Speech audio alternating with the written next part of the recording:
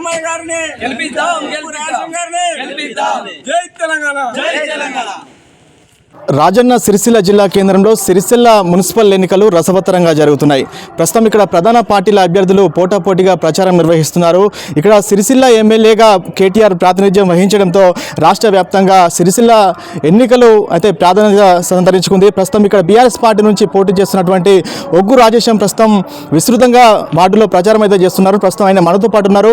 అయితే గతంలో కూడా ఆయన సతీమణి ఇదే వార్డులో కౌన్సిలర్గా గెలిచి ప్రజలకు విశేషమైనటువంటి సేవలు అందించినటువంటి వ్యవస్థ ఉంది. ప్రస్తుతం అయితే మనతో పాటు ఉన్నారో అయితే మాట్లాడే ప్రయత్నం చేద్దాం. నమస్తే బాబు. అందరికీ నమస్కారం. అంటే వార్డులో ప్రచారం చేస్తారు, ప్రజల నుంచి అసలు ఎలాంటి రెస్పాన్స్ వస్తుంది? అంటే ఇంతకుముందు కూడా మీ సతీమణి ఇదే వార్డుకు ప్రజలు సేవలు అందించారు, ఇప్పుడు మీరు ఏం చేయబోతున్నారు? అసలు మా సతీమణి కాదు, మా సతీమణి కంటే ముందు నేను రాజీవ్ నగర్లో ఎంపీటీసీగా చూద్దాం 2006లో ఇండిపెండెంట్గా పోటీ చేసి ఎంపీటీసీగా చూద్దాం 5 సంవత్సరాలు నేను ప్రజలకు సేవలు అందించడం జరిగింది. ఓకే. ఆ సేవలల్లో ఇక్కడ ఉంది ఏంటంటే ముష్టిపల్లి అనేది ఒక చిన్న విలేజ్. అప్పుడు సిరిసిల్ల పక్క పంటే ఒక చిన్న విలేజ్, ఒక 200 కుటుంబాలు 150 కుటుంబాల కంటే ఎక్కువ ఉండకపో 96, 95 మధ్యన ఇది ఒక రాజీవ్ నగర్ అనేది ఒక అంబులెన్స్గా తయారైంది గవర్నమెంట్ ప్లాట్లల్లో. అప్పుడు నేను మహారాష్ట్రలో భీమండి, సూరత్లో కొద్ది రోజులు నేను వలస పోయి అక్కడ చేనేత కార్మికునిగా పని చేసుకున్న తర్వాత ఇక్కడ గవర్నమెంట్ ప్లాట్లు ఇస్తుంది అంటే నేను ఇలా వచ్చి ఇక్కడ ప్లాట్లలో ఓ ప్లాట్ సంపాదించుకొని నిర్మాణం ఏర్పాటు చేసుకోవడం జరిగింది. ఆ సమయంలో ఇక్కడ ఏంది అంటే ఈ ప్లాట్ల విషయంలో జరిగినప్పుడు ఒక ఎంఆర్ఓ అంటే తెలియదు, ఒక ఆర్ఐ అంటే తెలియదు, ఒక కార్యదర్శి అంటే తెలియదు. అంటే అటువంటి వలస జీవులు ఇక్కడ ప్రతి జిల్లా నుంచి వచ్చారు, ఒక రాష్ట్రం నుంచి సుతం వచ్చారు. ఇదే రాష్ట్రం అని కాదు, ప్రతి కుటుంబాలు ఇక్కడ కొన్ని జిల్లాల నుంచి వచ్చిన వలస జీవులు ఉన్నారు, కొన్ని రాష్ట్రాల నుంచి సుతం వచ్చిన వాళ్ళు ఉన్నారు. ఇలా మహారాష్ట్ర నుంచి కావచ్చు, సోలాపురం కావచ్చు, ఈ చిలకరంజి కావచ్చు, కాగత్ నగర్ కావచ్చు, ఇలాంటి అహ్మదాబాద్ కావచ్చు, అలాంటి వ్యక్తులు ఇక్కడ వచ్చి వలస ఉన్న రోజులల్లో ఇక్కడ ఏం జరిగింది అంటే ఒక ప్లాటు సంపాదించుకునే తందుకు దానికి ఉన్న హక్కులు ఏంటంటే అప్పుడు రకరకాల ఏది గవర్నమెంట్ కదా అని ఒత్తిళ్ళు జరిగినాయి. ఆ జరిగిన సందర్భాలలో వాళ్ళకు నేను కొన్ని నేనే కాదు నాతోటి ఒక 5-6 సైనికులు లెక్క ఉన్నాం. ఆ సందర్భాలలో ఓ జాగాలో గుడిసేస్తానంటే ఇంకోలా చూడవికుడు, ఓ జాగాలో మేము ఉంటాను అంటే ఇది మేము మాది అని బెదిరించడం, అట్లా జరిగిన సందర్భాలలో కొన్ని ఆటుపోట్లు నాకు సుతం జరిగినాయి. అప్పుడు ఆ సందర్భాలలో నేను చుట్టుపక్కల ఉన్న కొండపేట మండల్ మల్కపేట గ్రామం నా నివాసనం. కానీ కొన్ని అప్పటికే నాకు ఈ ప్రజలకు జరిగే ఒత్తిళ్ళు నా దృష్టిలోకి వచ్చినాయి. అరే ఇదేంది, ఇది కరెక్ట్ కాదు అనుకొని కొన్ని నేను నిర్ణయాలు తీసుకున్నాను. నాతోటి ఒక 7-8 మంది సుతం ఉన్నారు.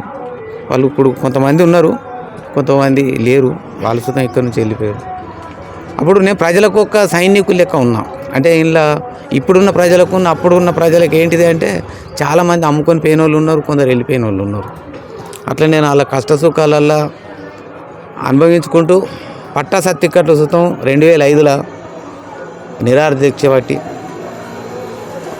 ఆర్డీఓ ఆఫీస్ ముంగట కూకొని, అంటే నా ఒక్కని గొప్పతనం కాదు, నాతోటి ఉన్న 5-6 సుతం మేము ఇక్కడ ఉన్న ఒత్తిళ్ళు అప్పుడు అనుభవించిన వాళ్ళకి తెలుసు. పాత ఊరని కొత్త ఊరని వలస వచ్చిండ్రని ఆ ఒత్తిళ్ళని తట్టుకొని నేను పట్టా సర్టిఫికెట్ సుతం మేము ఇప్పించడం జరిగింది. ఒక 520 పట్టా సర్టిఫికెట్లు గవర్నమెంట్ ద్వారా నిరాదీక్షలు బట్టి అప్పుడు ఎమ్మెల్యే రాజేశ్వరరావు ఉండే, ఆయన అనుభవంతో ఆయన సహకారాలతో ఇక్కడ పట్టా సర్టిఫికెట్లు ఇప్పించి ప్రజల మధ్యనే ఉండడం జరిగింది. తర్వాత ఏమైంది అంటే 2001లో ఎలక్షన్లు వచ్చినాయి. అప్పుడు ఎలక్షన్ల చూద్దాం ఇక ప్రజలు నన్ను కొంచెం ఆశీర్వదించాలని, సరే ఒక నాయకుడు అనేటోడు ఉండాలని నన్ను ఇది చేస్తే నేను చూద్దాం అప్పుడు పడవ గుర్తు మీద అప్పుడు మాకు ఎంపీటీసీ అనేది ఉమ్మడిగా ఉండే, చిన్న బోనాల పెద్ద బోనాల ముష్టిపల్లి భూపతనగరం ఉండే. ఆ సందర్భాలలో కొన్ని గుడిసెలు ఉండే. నేను 2011లో చూద్దాం ఇండిపెండెంట్గా పోటీ చేసిన పడవ గుర్తు మీద. అప్పుడు నేను అంత ప్రజల మధ్యాహ్నం ఉన్నా కాబట్టి కొద్ది ఓట్లతోటి జరగడం జరిగింది. సరే ఇక అదే నేను 2001 నుంచి కంటిన్యూ చేసుకుంటూ వచ్చిన తర్వాత ఏమైంది అంటే మళ్ళీ 2006లో చూద్దాం నాకు అవకాశం వచ్చింది. ప్రజలు నన్ను నిలబడాలన్నారు. అప్పుడు పార్టీల పరపతి చూపెట్టుకునే తనకు వచ్చారు. కానీ ఇక్కడున్న 85% పద్మశాలి చేనేత కార్మికులు వాళ్ళు నేను చేసే సేవలు నేనుండే వాళ్ళకు ఆ ధైర్యం లేదు పార్టీల పరంగా కాదు, నీకు పార్టీని గుర్తించి ఇచ్చినా ఇవ్వకున్నా ఈసారి నువ్వు పోటీ చేయాలి అని ప్రజలు నన్ను ఇండిపెండెంట్గా విమానం గుర్తు మీద గెలిపించుకున్నారు భారీ మెజార్టీ. అప్పుడు తంగెలపల్లి మండలం మాకు ఇది సిరిసిల్ల టౌన్లో కలవలే. అంటే ప్రజలు అప్పటి నుంచి ఇప్పటి వరకు నన్ను అదే రకంగా ఆదరించుకుంటూ వచ్చారు. సరే 2011లో సుతం మళ్ళీ అవకాశం వచ్చింది. దాంట్లో కొన్ని అనివార్య కారణాలు శక్తిని బట్టి ఓడిపోవడం జరిగింది. మళ్ళీ 2019లో సుతం ఇది మారుమూల పల్లె పోయి సిరిసిల్ల టౌన్లో కలిసిన తర్వాత మళ్ళీ పోటీ చేయాలి, మీరు ప్రజలకు నాయకత్వం వహించాలి, ఇక్కడున్న చేనేత కార్మికులకు ఉన్న సమస్యలను నీ అటువంటి గుండె ధైర్యం గల వ్యక్తి, నీ అటువంటి ఆలోచన గల వ్యక్తే మాకు తోడు ఉండాలి అనేది ప్రజలు మళ్ళీ నన్ను ముందుకు రమ్మన్నారు. సరే మీ అందరి ఆశీర్వాదం ఉంటే నేను వచ్చిన 2019లో సుతం మళ్ళీ నేను మా సతీమణి ద్వారా కౌన్సిలర్గా గెలిచిన. అంటే గతంలో రాజకీయ నాయకుడిగా మీరు ఇదే వార్డు ప్రజలకు సేవలు అందించారు. ఇప్పుడు మీరు మళ్ళీ బీఆర్ఎస్ పార్టీ నుంచి కౌన్సిలర్ అభ్యర్థిగా పోటీ చేస్తారు. ఇప్పుడు మళ్ళీ గెలిస్తే మీ వార్డుకు అసలు ఏం చేయబోతున్నారు? మా వార్డుకు ఇప్పుడు నేను చేసిన 5 సంవత్సరాలలో అభివృద్ధి, 2 సంవత్సరాలు నా కాలం కరోనాకే వెళ్ళిపోయింది మొన్న గెలిచిన తర్వాత. ఇక కరోనా కష్టకాలం వల్లనే ప్రజలకు ఏం అందించినా చెప్పుకుంటే తెలియదు, అది వాళ్ళ అంతరాత్మలకు తెలుసు. ఇక ఇప్పుడు ఆ 3 సంవత్సరాలలో నేను ఎంత అభివృద్ధి చేసినా అనేది ఒక 2 కోట్ల రూపాయల వర్క్ చేసిన.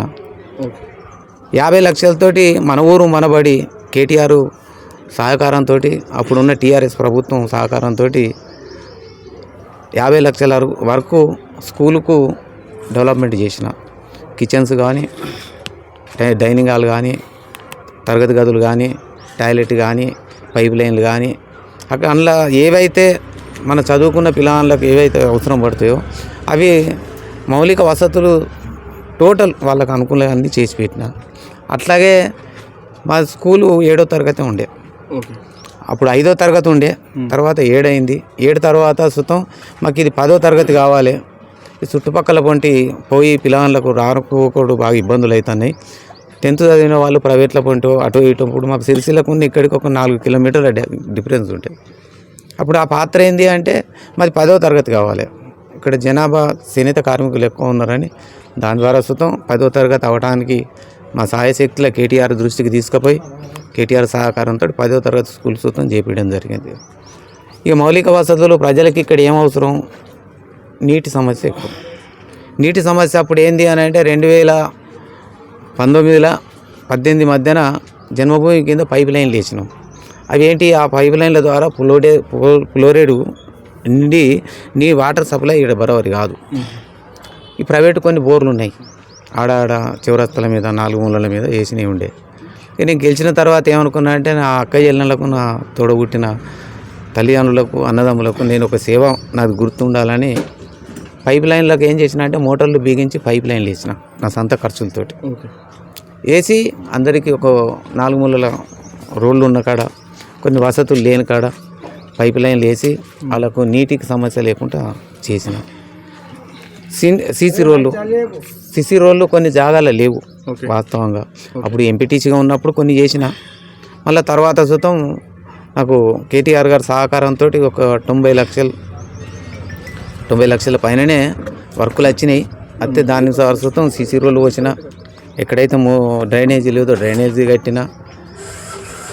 ఇంకా ఏమన్నా మిగిలి ఉన్నాయి అంటే ఉన్నాయి, లేవని నేను అంటలేను. అంటే గతంలో మీ సతీమణి కౌన్సిలర్గా ఉన్నటువంటి సమయంలో బీఆర్ఎస్ పార్టీ ప్రభుత్వం అంటే ఏది ప్రభుత్వం ఉంది, ఇప్పుడేమో కాంగ్రెస్ పార్టీ ప్రభుత్వం ఉంది. మీరేమో బీఆర్ఎస్ పార్టీ నుంచి కౌన్సిలర్గా పోటీ చేస్తారు. అంటే నిధులు రావాలంటే ప్రభుత్వ అండదండలు ఉండాలంటారు. అంటే ఏ విధంగా తీసుకొస్తారు మరి నిధులు? ఓ మనిషికి మార్గం ఉండాలి, ప్రభుత్వాలు కావు. తీసుకురావడానికి ధైర్యం ఉండాలి, చేపించడానికి ఎగురు ఉండాలి. అది ఒకటి నాకు తెలుసు. ఏంటిది అంటే గతంలో నేను ఇండిపెండెంట్గా గెలిచిన. అప్పుడు కేంద్రంలో కాంగ్రెసే ఉండే, రాష్ట్రంలో కాంగ్రెసే ఉండే. నేను అప్పుడు ఇండిపెండెంట్గా గెలిచి చూస్తాం టీఆర్ఎస్ ఇంకా అప్పుడు మా ప్రభుత్వం రాకున్నా కానీ ఆ ప్రభుత్వంలో ఉండి ఇండిపెండెంట్గా పార్టీని పట్టుకొని ఉండి నేను ఏం సేవ చేసినా, ఇక్కడ ఎన్ని సమస్యలను ఎదుర్కొన్నా అది ఇక్కడ ప్రజలకు తెలుసు. అప్పుడు చూద్దాం నేను ఏం చేయాలో చేసిన. ఇప్పుడు భూపతి నగరం ఉంది, ఆ భూపతి నగరం అప్పుడు సీసీ రోడ్ లేకుండే. వాటర్ సమస్య అంటే ఆడ ఇండ్లు అమ్ముకొని చూస్తాం రాజీనగర్కి వచ్చారు. ఆ సందర్భాలలో ఒక 3 లక్షల రూపాయలు తీసుకొచ్చి భూపతి నగరంలో చెరువు కట్టకాడ బోర్లు వేయించి పైప్ లైన్ అటు కలిపిన. అప్పుడు ప్రభుత్వాలు ముఖ్యం కాదు. నేను చేయాలనుకున్న పట్టుదల, నాకున్న ఆలోచనతోటి నేను ఏ నాయకుని దగ్గరకు ఏ పని చేస్తే ఇది అనేది ఉంటుంది. సరే, ఇప్పుడు ప్రభుత్వం ఉండదు కావచ్చు. ఈ 2 సంవత్సరాలలో ఈ ప్రభుత్వం చేసింది ఏం లేదు. ఒకటి, నేను 3 సంవత్సరాలలో నేను చేసి చూపెట్టిన, ప్రజలకు ఏదైతే కావాలనుకున్నారో నేను అది చేసి చూపెట్టిన. ఇట్లా కరోనా కష్టకాలంలోనే అప్పుడు ప్రభుత్వాలు పని చేయలేదు, ఏది పని చేయలేదు, ఖాళీగానే ఉన్నాం. కానీ నేనైతే మళ్ళీ 3 సంవత్సరాలలో దాన్ని చేసి చూపెట్టిన. అంటే నేను 5 సంవత్సరాల పీరియడ్ నింపి చూపెట్టిన. ఇప్పుడు ఈ 3 సంవత్సరాలలో ఏముంది, 2 సంవత్సరాల కాలం వెళ్ళిపోయింది. కేటీఆర్ అయితే ఆల్రెడీ ఎమ్మెల్యేగా ఉంటాడు ఈ 5 సార్లు. ఇక మాకు మళ్ళీ ఈ 2 సంవత్సరాలు ప్రభుత్వం ఎట్లయినా మా ప్రభుత్వం వస్తుంది. ఈ లోపల మాకు చూద్దాం రాజ్యసభ సీట్లు ఉన్నాయి, ఎంపీల రాజ్యసభకు సంబంధించిన ఎమ్మెల్సీలు ఉన్నాయి. అవి కొద్దిగా గొప్ప మాకు నిధులు వస్తాయి. కేటీఆర్ మమ్మల్ని ఆదుకుంటాడు, ప్రజలకు సేవ చేసేందుకు ఎటువంటి నిధులన్నీ వస్తాయి. ఒకవేళ 2 సంవత్సరాలు ఏమైనా ఖాళీగా గడిచినా మళ్ళీ మా ప్రభుత్వం వస్తుంది. 3 సంవత్సరాలు మాదే ఉంటుంది. మళ్ళీ కేటీఆర్ గారు సలహాతోటో ఆయన ఇచ్చే ఆలోచనతో ఖచ్చితంగా ఇంకా ఈడున్న వసతులన్నీ నేను పూర్తి చేస్తాను నమ్మకం నాకు ఉంది. అంటే ఎన్నికలు వచ్చాయంటేనే అభ్యర్థులు ప్రజలకు అనేకమైనటువంటి హామీలు ఇస్తారు. అంటే మభ్యపెట్టేందుకు అనేకమైనటువంటి హామీలు ఇచ్చి గెలిచిన తర్వాత వాటిని మర్చిపోయే అవకాశం ఉంటుంది. అంటే మీరు 11వ వార్డు బీఆర్ఎస్ పార్టీ కౌన్సిలర్ అభ్యర్థిగా పోటీ చేస్తారు. మీరు గెలిచిన తర్వాత మరి ప్రజలకు ఇచ్చినటువంటి హామీలు నెరవేర్చుతారా లేకుంటే మర్చిపోతారా? ఇక నెరవేర్స్తానంటే ఇప్పుడు నేను చేసిన దానికైతే సాక్ష్యాలు ఉన్నాయి. నేను చేసిన వాటికి సాక్ష్యాలు ఉన్నాయి. రేపు నేను ఇప్పుడు ఇచ్చే మాటకు సుతం ఆ నమ్మకం ప్రజలలో ఉండాలి. నేను కూడా చెప్పుకుంటే కాదు కదా, చేత్తడు అనేది నమ్మకం వాళ్ళకు ఉన్నది అనుకుంటే వేయాలని నన్ను మళ్ళీ 3 సార్లు నేను ఇప్పుడు 4 సార్లు పోటీ చేస్తే 2 సార్లు కొద్ది గొప్పతోటి ఓట్లతో ఓడిపోయినా. అది ప్రజలకు అప్పుడు అవగాహన ఉన్నా లేకున్నా 2 సార్లు నేను గెలిచిన. ఓకే, అది ప్రజల నమ్మకం నా మీద ఉంచింది. అది ఇప్పుడు రేపు పొద్దుగల మళ్ళీ గెలిచి చేస్తాడు అనే నమ్మకం ఉంటే నన్ను భారీ మెజార్టీతో గెలిపిస్తారని అయితే నాకు నమ్మకం ఉన్నది. ఏం చెప్తారు చివరిగా మీ 11వ వార్డు ప్రజలకు బీఆర్ఎస్ పార్టీ కౌన్సిలర్ అభ్యర్థిగా మీరు ఏం చెప్తారు చివరిగా ప్రజలకు నేను ఒకటే చెప్పుకుంటా. నా రాజీవ్ నగర్ 11వ వార్డు కుటుంబ సభ్యులకు నేను కేటీఆర్ ఇచ్చిన భిక్షతోటి మీ రాజీవ్ నగర్ ప్రజలతోటి నేను మీ కుటుంబంలో ఒక అన్నగా, ఒక కొడుకుగా, ఒక తమ్మునిగా నేను ప్రతి ఆడబిడ్డలకు కానీ నా తోడబుట్టిన అన్నదమ్ముల లెక్కనే చూసుకున్నా తప్ప నేను ఎవరిని వ్యక్తిగతంగా ఎప్పుడు నేను దూషించుకోలేను. నన్ను సుతం నా ప్రజలు నన్ను అదే రకంగా ఆశీర్వదించారు. వాళ్ళు ఎప్పుడు పోయినా నన్ను ఒక అన్నగా, తమ్మునిగా, మామగా ఒక వరుసలు పెట్టి నన్ను సంబోధిస్తారు తప్ప ఏ రోజు నన్ను వ్యక్తిగతంగా పేరు పెట్టి పిలిచిన వాళ్ళైతే రాజనగర్ ప్రజలలో లేరు. వాళ్ళకు నేను ఒకటే చెప్తాను, ఇంకా కొన్ని జాగాల వసతులు లేవు. వాస్తవం, డ్రైనేజీ అనేది ఒక 30 సంవత్సరాల కింద కట్టినవి ఉన్నాయి. కొన్ని జాగాల్లో అవి తీసేసి మళ్ళీ కొత్తవి కట్టాలి. అవి పూర్తి చేస్తా. అవి అటువంటి సమస్య ఏమి ఉన్నా కానీ చేస్తా. ఇక నీటి సమస్య అంటావా, అది అన్ని జాగాలలో ఉంది. ఈ రాజీవ్ నగర్లో ఇప్పుడు జరిగింది ఏంటంటే మొన్న ఏది అమృతవాణి ఏదో పైప్ లైన్లు ఆల్రెడీ గణేష్ నగర్లో ట్యాంక్ నిర్మాణం అవుతుంది. అక్కడి నుంచి మనకు కలెక్షన్ కలుపుతుంది. అప్పుడు సుతం కొన్ని ప్రయత్నాలు చేసి కేటీఆర్ సహకారంతో ఇక్కడ వర్కులు పెట్టడం జరిగింది. ఒక సగం వరకు పైప్ లైన్లు అయినాయి. నాకు ఒక 5-6 నెలల సమయం, నేను గెలిచిన తర్వాత 5-6 నెలల సమయం లోపల ప్రతి ఇంటికి 24 గంటలు నీళ్ళు ఇచ్చే సందర్భాలు ఉన్నాయి. కాబట్టి అవి నేను పూర్తి చేసి నా ఆడబిడ్డలకు, నా అక్కయ్యలందరికీ ఆ నీటి సమస్య, వాళ్ళకు సంబంధించింది నీటిది, ఆ సమస్య నేను పూర్తి చేస్తాం. ఇక కొన్ని సమస్యలలో ఉన్నాయి, ఇంకొక సీసీ రోడ్లు కొన్ని జాలు పోయలే.